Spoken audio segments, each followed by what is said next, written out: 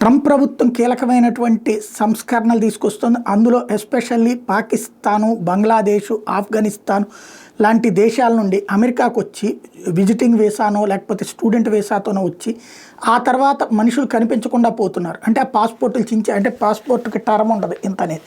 ఆ టైం అయిపోయిన తర్వాత వాళ్ళు అక్కడే ఉండిపోతున్నారు, వెనక్కి పోవట్లేదు. అట్లాంటి వాళ్ళని డిపోర్ట్ చేయాలంటే ఇప్పుడు ఎతికేటప్పటికి వీళ్ళకి నానా ఇబ్బంది అవుతున్నటువంటి పరిస్థితి. అసలు వాళ్ళు వస్తున్నది అక్కడ చదువుకోవడానికి కాదు, ఉద్యోగం చేయడానికి కాదు, ఉపాధి పొందడానికి కాదు. అదే వస్తున్నదైతే ఉద్యోగానికి, ఉపాధికి, చదువుకోవడానికి. కానీ ఆ విధమైనది కాదు. వస్తున్నటువంటి కాగితాలు చూస్తేనే టూరిస్ట్ అనినో లేకపోతే మెడికల్ కనీనో ఇట్లాంటి వాటి పేరుతో వస్తున్నారు. చివరికి ఇట్లాంటి జరుగుతుంది అన్నటువంటి తేల్చారు. అందుకని అట్లాంటి వాళ్ళ మీద బ్యాన్ పెట్టడానికి నిర్ణయించాడు ట్రంప్ అన్నటువంటిది తాజాగా రాయిటర్స్ లాంటి వాళ్ళు ప్రొజెక్ట్ చేస్తున్నటువంటి అంశం.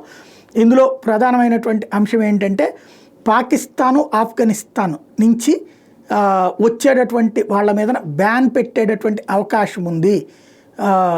ఇది అసలు శాంతం జర్నీ బ్యాన్ పెట్టేటటువంటి ప్రయత్నం చేయబోతున్నారు అన్నటువంటిది.